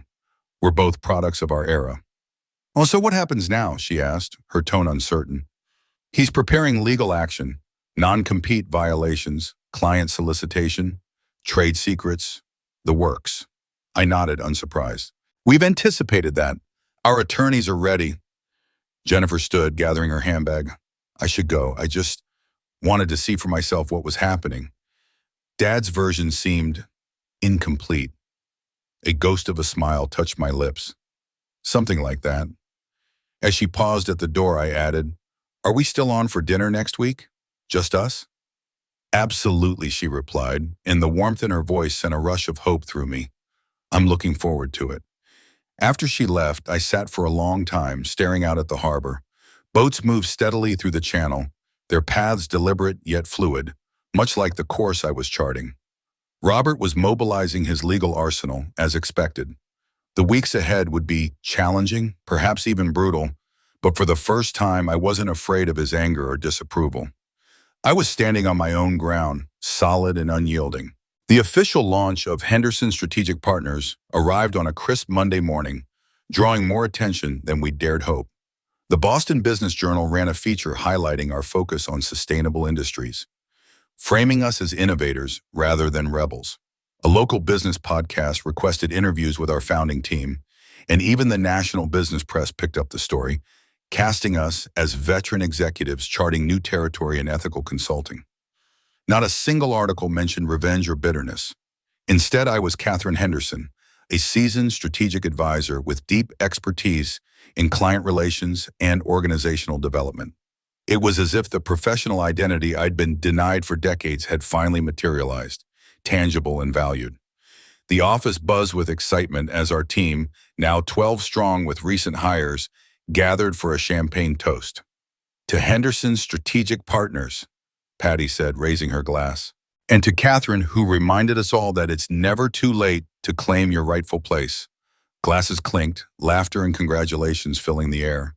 Yet amidst the triumph, I felt a quiet calm, a deep satisfaction rather than wild elation. It was as if I'd finally aligned with a truth that had been waiting patiently for me to recognize it. The celebration was interrupted by a call from the receptionist. Ms. Henderson, Robert Wilson is in the lobby demanding to see you. He's quite insistent. The room fell silent, all eyes on me. This was the confrontation we'd anticipated, though its timing caught us off guard. Send him up, I said calmly, but he sees me alone. Despite protests from Patty and Megan, I held firm. This is between Robert and me. It always has been. I waited in my office, standing behind my desk, choosing not to sit. This moment demanded equality, not deference. When Robert stormed in, his face flushed with anger, I was struck by how diminished he seemed. Not in stature, he still carried himself with the same imposing presence, but in essence, as if the larger-than-life aura he'd cultivated had begun to fray. "What the hell do you think you're doing?" he demanded, skipping any pretense of civility. "Building a business," I replied evenly, "something I have considerable experience with, though I was never given proper credit. With my clients, my former employees, using methodologies developed at Wilson Consulting," he spat. I shook my head. "Your clients are making their own choices. Your former employees left because they were undervalued. And those methodologies? Many were my creation," he scoffed, his voice dripping with disdain. "Your creation? You were a housewife who occasionally showed up at company functions." "I was your uncredited partner," I corrected, my tone unwavering. "I edited your books, refined your proposals, built relationships with clients' families that kept them loyal through tough times. I identified talent you overlooked, like Patty." "This is absurd," he sputtered. "You can't seriously believe—" "I have proof," I interrupted, my calm unshaken. "Manuscripts before and after my edits, emails where you sought my advice, thank you notes from clients praising my involvement. I kept them, not for leverage, but to remind myself my work mattered, even when you refused to acknowledge it." His face paled slightly, his posture shifting from aggression to calculation. "What do you want, Catherine? Money? Is this about forcing a better settlement?" "I'm not interested in your money, Robert. I have my own." "So I've gathered, Shibain," he said tightly, "though I'm still waiting for an explanation of where these mysterious funds came from." I smiled faintly. "And you'll keep waiting. My finances are no longer your concern." "They are when you're using them to damage my company," he snapped, gesturing around my office. "This is a transparent attempt to punish me for the divorce." "Is that really all you can imagine?" I asked, genuinely curious. "That everything I do revolves around you? That I couldn't possibly have my own ambitions, my own capabilities?" "Don't twist my words," he growled. "You spent 40 years as a housewife. Now you're suddenly a business mogul? It's preposterous." "What's preposterous," I said, my calm fraying slightly, "is that you believe your success was entirely your own. That the woman who stood behind you for 40 years, editing, advising, networking, smoothing, contributed nothing of value. That's what's truly absurd, Robert." He stared at me as if seeing me for the first time. "You've changed."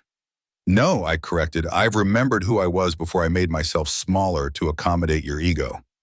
His expression hardened. "This ends now. You're using proprietary information, interfering with client relationships, and violating non-compete agreements." "I never signed a non-compete," I pointed out. "I was never officially employed, remember? That was your choice." "Patty and the others did," he countered. "I'll bury them in litigation." "You could," I agreed, "or you could see that the business landscape is changing. There's room for both firms to thrive, serving different markets. A public legal battle will only hurt Wilson Consulting's reputation, especially when client confidence is already shaky." His eyes narrowed. "What do you know about client confidence at my firm?" "I know the Mason account is faltering because Vanessa dismissed their sustainability concerns. I know Westlake Industries is frustrated by staff turnover. I know North Star Capital is looking elsewhere since you cut their research team. People talk to me, Robert. They always have. You were just too busy taking credit to notice." Silence hung between us, heavy with the weight of 40 years. Not just the divorce, but the countless small dismissals, the persistent undervaluation, the belief that his success was his alone. Finally, he spoke, his voice tight. "This isn't over." It can be, I said. There's no need for mutual destruction. Henderson Strategic Partners is focusing on emerging, sustainable companies. Clients you have always dismissed as too small. We're not targeting your core base. 3 of my major clients were in your press release, he shot back. Because they approached us, I said firmly. If your clients are looking elsewhere, maybe the question isn't what I'm doing wrong, but what you're doing wrong. His face flushed, but he said nothing. For the first time, I saw a flicker of doubt in his eyes. Without another word, he turned and left, the door closing softly behind him. I stood there, the harbor stretching out before me, and felt a quiet strength settle in my bones. The battle wasn't over, but I was ready. For the first time in decades, I was fighting for myself. The air in the room crackled with tension as I sat across from Robert, his piercing gaze a mix of fury and cold calculation. For decades, I'd known that look, strategic, unyielding, the hallmark of a man who thrived on control. But this time, I wasn't the deferential wife, smoothing over his edges or bolstering his ambitions. I was Catherine Henderson, a woman who had finally claimed her own space, and the weight of that truth steadied me. You've built something, I said, my voice calm but firm. No one disputes that. But you're at a turning point. You can drag this into a messy public fight with my firm, turn away potential clients, and fuel the rumors that your methods are stuck in the past. Or you can lean into what you do best, recognize the market's shifting, and evolve. Robert's jaw tightened, his eyes narrowing as he processed my words. Beneath the anger, I saw the gears turning. He was always a strategist, even in personal battles. His pride warred with pragmatism, and I could almost feel the storm of emotions roiling within him. Betrayal, perhaps, at my audacity to challenge him. Fear buried deep that the world he'd dominated for so long was slipping from his grasp. I want a non-compete agreement, he said at last, his voice clipped but resolute. A formal document spelling out which clients and markets each firm targets, and public acknowledgement that Wilson Consulting's methodologies are its intellectual property. I nodded slowly, my mind racing through the implications. It was a reasonable demand, but I wasn't about to let him dictate the terms entirely. That's fair, I replied, meeting his gaze. I'll have our lawyers draft something. But let's be clear, my 40 years of contributions to those methodologies give me the right to use similar strategies in new contexts. That needs to be acknowledged too. His lips pressed into a thin line, a flicker of resentment crossing his face. He didn't like being countered, especially not by me, but he gave a curt nod. Fine, our attorneys can handle it. As he turned to leave, his broad shoulders rigid with barely contained frustration, I felt a sudden urge to reach past the divide between us. Robert, I called softly. He paused, glancing back, his eyes guarded, as if bracing for another blow. You built something extraordinary, I said, my voice laced with sincerity. No one denies that, but you didn't do it alone. None of us ever do. For a fleeting moment, something softened in his expression, maybe the first crack in his carefully crafted narrative of solitary triumph. But just as quickly, his familiar mask of confident authority snapped back into place. My lawyer will be in touch, he said stiffly, and then he was gone. I sank into my chair, the adrenaline of the confrontation draining from my body. My heart pounded, a mix of exhaustion and exhilaration.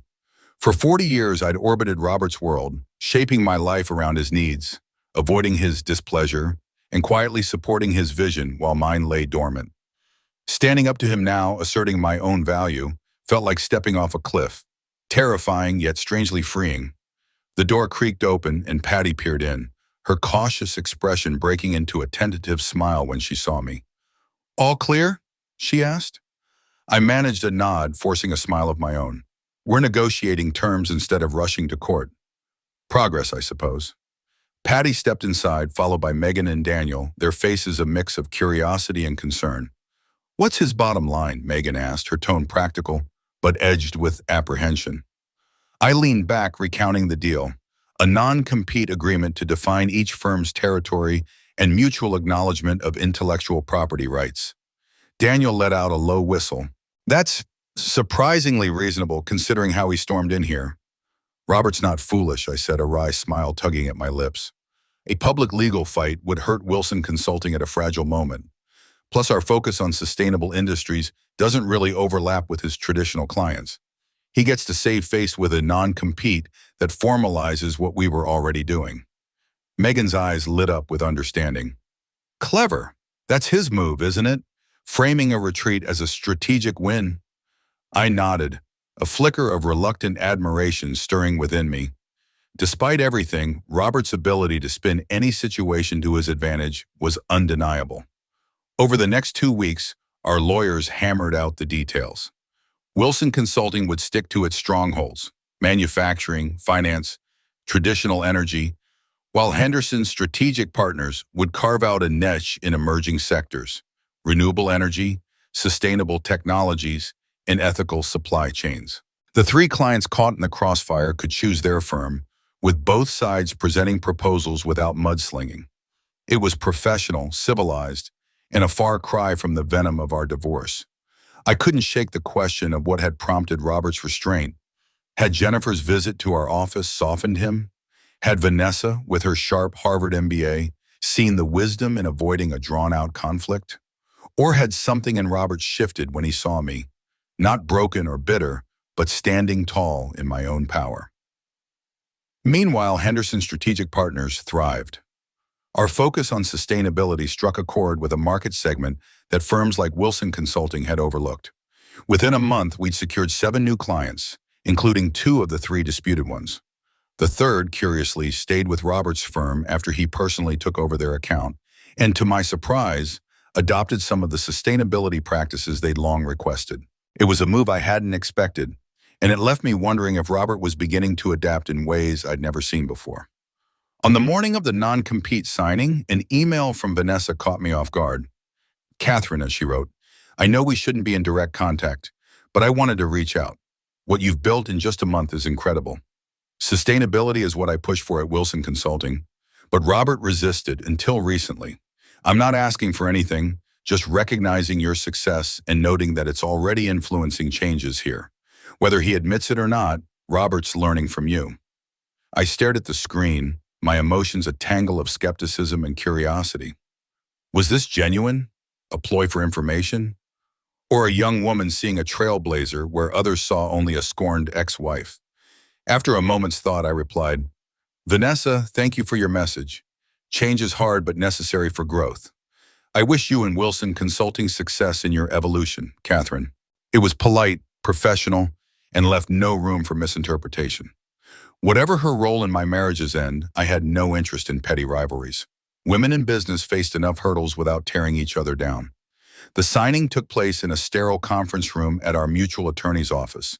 I arrived early, my team prepared, and documents reviewed.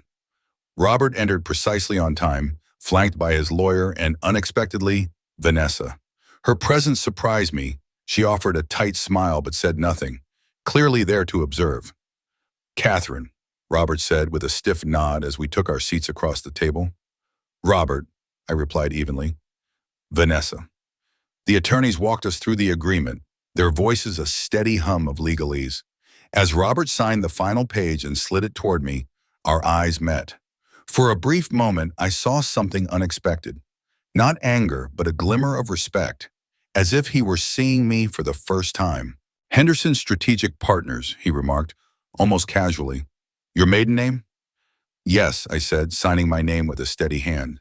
A fitting choice for a new beginning. He nodded, then surprised me again. Jennifer mentioned you're having dinner tonight. I blinked, caught off guard by the mention of our daughter.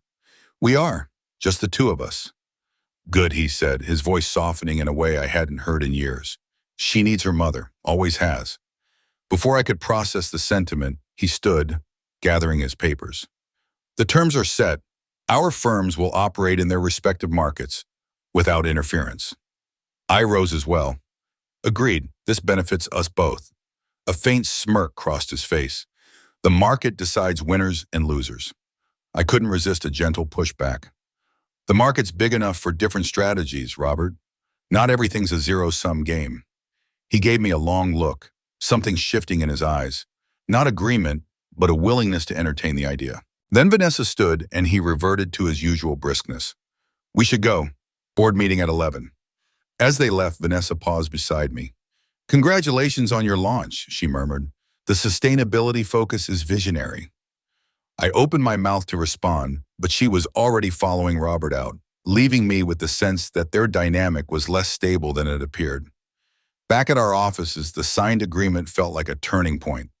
That's that, Patty said as we walked in, her tone laced with cautious optimism. Surprisingly civilized. I nodded. Robert's a businessman first. Once he weighed the cost of a fight against a settlement, the choice was clear. Megan grinned. There was a moment when he almost seemed to respect you. I smiled faintly. He respects strength and strategy. He just never expected those from me. That evening, I met Jennifer at a small Italian restaurant, a quiet space free from the ghosts of our past. Over dinner, she shared that Robert had called the agreement a fair outcome, even hinting that I'd taught him something new about business, creating value rather than fighting over it. I was stunned, hearing my own words echoed back through her.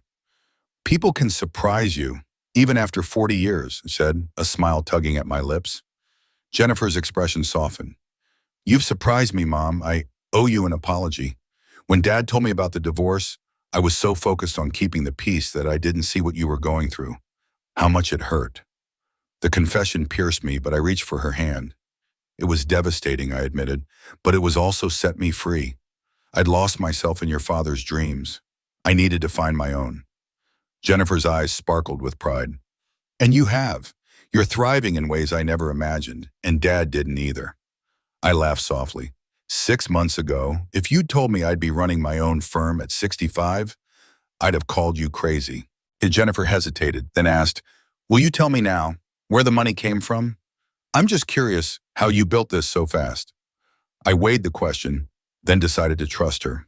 5 years ago, I inherited $75,000 when my mother passed. It was the first money that was truly mine, not tied to your father. Diane suggested I keep it separate, so I put it into a sustainable energy startup. It went public last year, and my investment grew to $3.2 million. Jennifer's jaw dropped. And Dad never knew? I shook my head. It was the one decision I made alone, the one asset outside our marriage. It funded the townhouse, the company, everything. She shook her head, awestruck. It's like a movie, the secret fortune, the big reinvention. I smiled gently.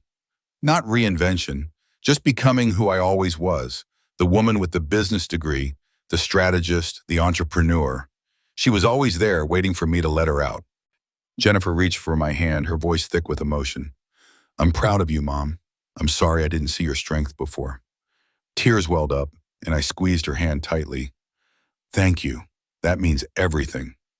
As we left the restaurant, Jennifer hugged me tightly. Can we do this again next week? I want to hear more about your company. I held her close, savoring the moment. I'd love that. And Jennifer, you never have to choose sides. Love isn't a zero-sum game. She laughed through tears. Another non-compete agreement.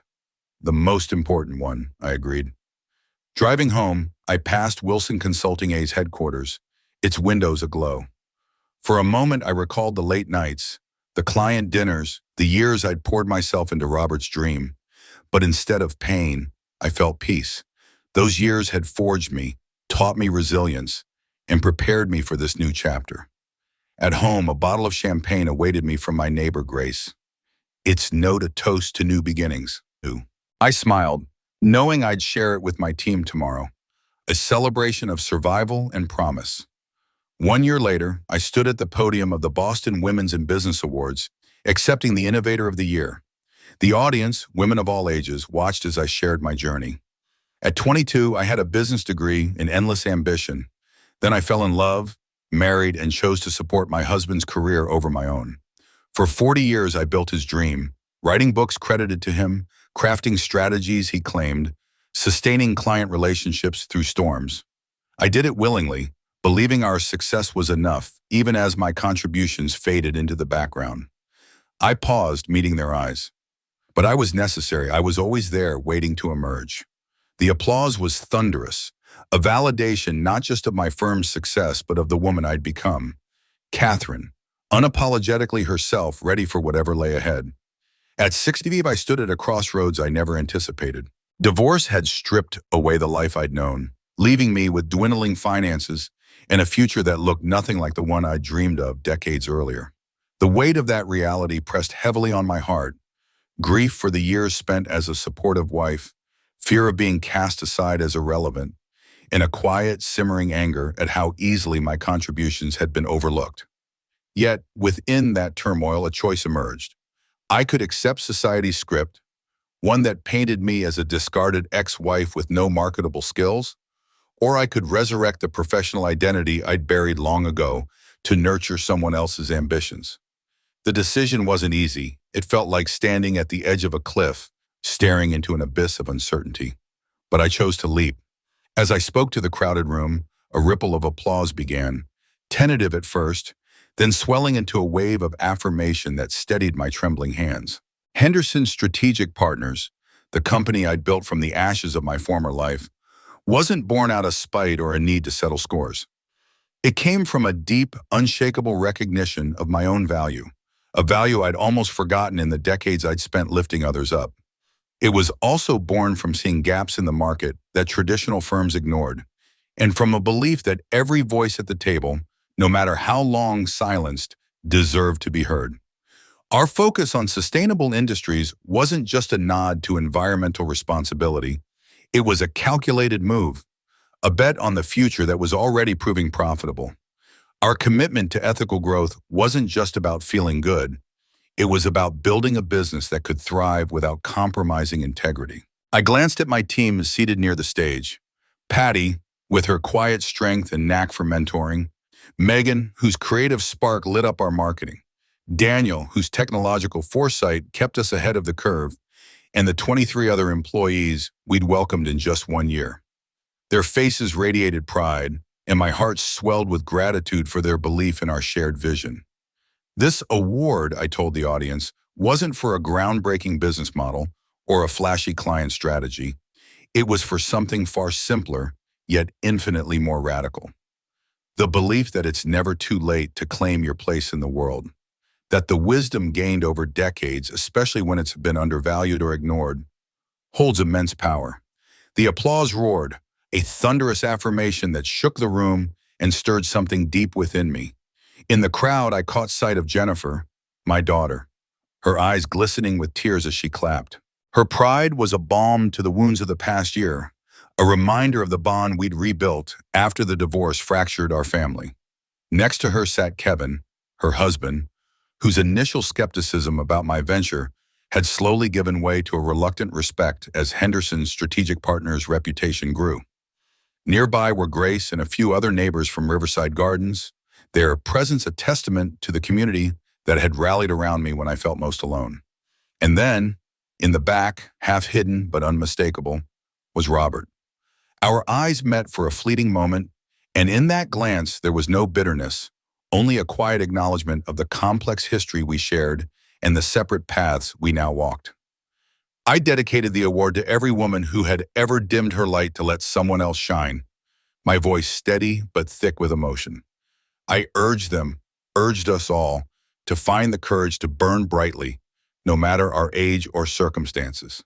The standing ovation that followed was overwhelming, a tidal wave of support that carried me back to my seat amid a chorus of congratulations. In that moment, I felt a profound sense of wholeness, not because my journey was complete, but because I had finally woven together the threads of who I'd been and who I was becoming. The supportive wife, the emerging business leader, the woman who had learned to embrace every facet of herself.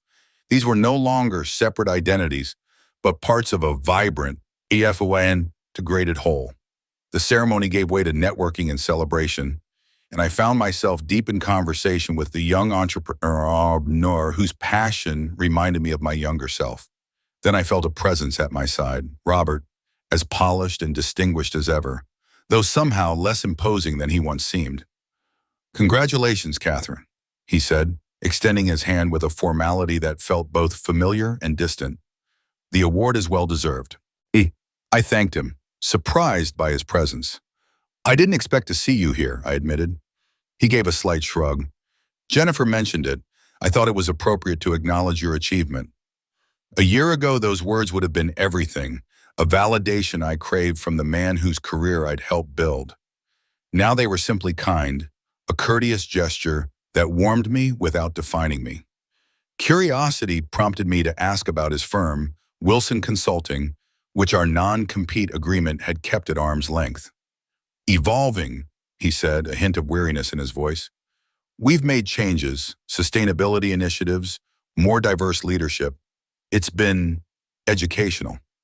I smiled faintly. Change usually is. An awkward silence settled between us, heavy with decades of shared history and the recent estrangement that had reshaped our lives. Then unexpectedly, he asked, "Your speech about dimming your light. Is that how you felt all those years?" The vulnerability in his question caught me off guard. The Robert I'd known rarely questioned his own perspective. Not consciously, I answered honestly, searching for the right words. At the time, it felt like a fair trade. My support for your ambition, our shared success, even if only your name was on the letterhead. It's only now, looking back, that I see how much of myself I set aside. He nodded slowly, processing my words. "I never asked you to do that," he said quietly. "No," I agreed, "but you accepted it, and so did I. We were both shaped by the times we lived in, Robert." Another silence followed, less strained now, filled with a mutual recognition of truths we hadn't faced before. Then, abruptly, he said, "Vanessa and I are taking some time apart. She has perspectives on partnership I wasn't prepared for." I suppressed a knowing smile. Of course she did. A Harvard MBA with her own ambitions wouldn't follow the path of invisible support I'd once walked. "I'm sorry to hear that," I said, my neutrality masking a flicker of empathy. "Are you?" he asked, his gaze sharp but searching.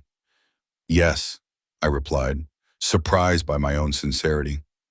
Despite everything, I wouldn't wish the pain of a broken partnership on anyone, not even you, not even her. His expression softened, a rare crack in his polished facade. "Always more gracious than I deserve," he murmured. Before I could respond, Jennifer appeared, champagne flutes in hand, her eyes bright with excitement. "Mom, everyone wants to toast with you. Oh, Dad, I didn't realize you were coming." Robert stepped back. "Just briefly," he said. "I've said what I came to say. Congratulations again, Catherine." And with that, he melted into the crowd. Jennifer handed me a flute, her curiosity palpable. "What was that about?" she asked. "Closure, perhaps," I said thoughtfully, "or as close as we're likely to get." The celebration stretched late into the night, a blur of laughter and connection. When I finally returned to my townhouse, exhaustion and exhilaration mingled into a quiet contentment.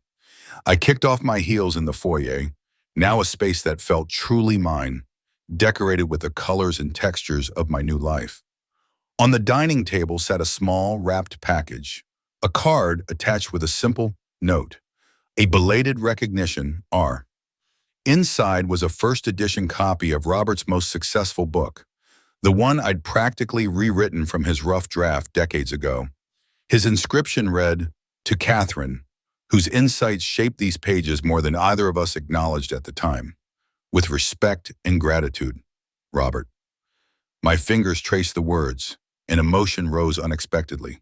Not regret or longing, but a gentle appreciation for this acknowledgement, however late, of my unseen contributions. The next morning at Henderson Strategic Partners' weekly leadership meeting, I watched my team with a deep sense of pride. Patty's mentorship was shaping our younger staff into confident professionals. Megan's innovative campaigns were redefining our brand. Daniel's technological insights were pushing us into new frontiers. Their collaboration, free from the hierarchies that had constrained me in the past, was the heart of our company's culture. Before we adjourned, I shared a new idea, inspired by the previous night's reflections. "When we founded this firm," I began, "we set out to prove something, to ourselves, to the market, maybe even to Wilson Consulting. We've done that. But now I believe we're ready to evolve, to move beyond proving our worth to maximizing our impact." The room leaned in, attentive. "I'm proposing the Henderson Initiative, a program to provide pro bono consulting to women-led startups in sustainable industries, especially those founded by women over 50 who face unique barriers to funding and support." Patty smiled. Women like you were a year ago. Exactly, I said. Women with experience and vision who just need a little support to shine. Megan's eyes lit up. This aligns perfectly with our brand and creates a powerful narrative about paying it forward. It's not just about narrative, I clarified. It's about creating the support I wish I'd had, the validation that could have helped me step into my potential decades earlier. Daniel, ever pragmatic, asked about budget implications. I'm funding the initial phase, I said. 5% of my ownership stake will create an endowment. Long-term, I envision corporate partnerships to sustain it. The discussion that followed was vibrant, each team member adding ideas that refined and expanded my vision. This was what I cherished most about our culture. Ideas weren't imposed, but enriched through collective wisdom. As the meeting ended, Patty lingered. When you joined us, I thought this was about financial independence, about having something truly yours after supporting Robert for so long. But it's become more than that. You're building a legacy that will lift up women you'll never meet. Her words struck a chord, echoing my own thoughts. Maybe that's the gift of starting this journey at 65, I said. I'm not just building for myself, but for every woman who might otherwise dim her light as I once did. Later that week, I joined Jennifer and Kevin for dinner at their newly renovated home. Our relationship had grown stronger, moving beyond the awkwardness of the divorce to a deeper, more authentic connection. Over coffee, Jennifer praised the Henderson initiative. Dad mentioned it, actually, she said. He seemed impressed. I raised an eyebrow, surprised Robert was tracking our work so closely. He's different lately, she continued, more reflective. The separation from Vanessa has been clarifying for him, I think. I asked how she felt about it, mindful of how the past year had tested her, caught between her parents' new realities. Relieved, she said thoughtfully. Vanessa never felt right, and watching Dad navigate a partner who wouldn't subordinate her ambitions to his, it's been eye-opening. Kevin, who'd been quiet all evening, suddenly spoke. I owe you an apology, Catherine. When this began, I saw you as an inconvenience, a complication in a straightforward business matter. I didn't see what you'd contributed or what you were capable of. His candor surprised me. That's honest, Kevin. Thank you. He continued, in finance, I'm surrounded by men whose careers were built on unacknowledged female support. Your journey this past year has made me question how many brilliant women have been sidelined, including maybe my own wife. Jennifer reached for his hand, a silent exchange passing between them. We've been rethinking things, she said. Partnership, careers, what marriage really means. I'm going back to school for my MBA, and Kevin's taking the lead on childcare when we start our family. We're aiming for something more equal than what we grew up seeing. Pride surged through me, not just for Jennifer's ambition, but for the intentional way they were reshaping their marriage. My journey, it seemed, had sparked something beyond my own transformation. That's wonderful, I said sincerely. I'm here to support you both. Driving home, I marveled at the unexpected ripples of my reinvention. A year ago, I'd been fighting for survival, emotionally, financially. Now I was thriving, and my example was prompting others to question their own choices. At 66, I'd learned that true power lies not in control or dominance, but in authentic self-expression, in using your gifts without apology, in claiming your place in the world no matter your age or circumstances. As I pulled into my driveway at Riverside Gardens, I saw Grace on her porch, enjoying the spring evening. She waved me over, and I joined her, sinking into the seat beside her. Your speech about dimming your light, it resonated with so many women I know, she said. It was my truth, I replied. Speaking it aloud seems to help others see their own patterns. Grace nodded. When you moved here after the divorce, I thought you were seeking independence, but it's become a journey of influence. Your choices are changing lives beyond your own. Her words mirrored my thoughts so perfectly that I smiled. Maybe that's the gift of starting again at our age, Grace. We have the perspective to build not just for ourselves, but for others' futures. We sat in silence, watching the sky fade to dusk. After a lifetime of accommodating others, I'd created a life that fully expressed my values and capabilities, not in defiance of my past, but as its evolution. It wasn't about revenge or vindication. It was about becoming whole, letting every part of myself shine brightly after decades in the shadows. At 66, my story wasn't ending, it was truly beginning.